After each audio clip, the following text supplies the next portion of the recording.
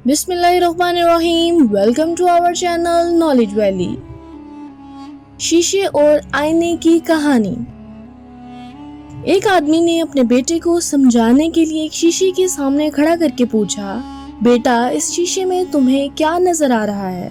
बेटे ने जवाब दिया, अब्बाजान दूसरी तरफ के लोग नजर आ रहे हैं। फिर बाप ने बेटे को आईने के सामने खड़ा किया और पूछा, बेटा अब तुम्हें क्या नजर आ रहा है? तो बेटे ने मासूमाना जवाब दिया, अब्बाजान मुझे सिर्फ अपना चेहरा नजर आ रहा है।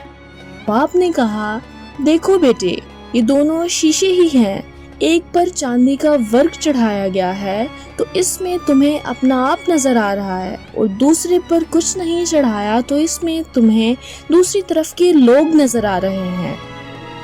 बिल्कुल इसी तरह अगर तुम सिर्फ शीशा बनकर रहोगे तो तुम्हें दूसरी तरफ के लोग नजर आते रहेंगे, लेकिन अगर तुम अपने आप पर सोने या चांदी का वर्क चढ़ा लोगे तो आईना बन जाओगे और तुम्हें लोग नजर आना बंद हो जाएंगे। तुम्हें सिर्फ अपना आप नजर आएगा, और अपना आप नजर आने से इंसान में गुरूर और तकब्बुर बढ़ जाता है।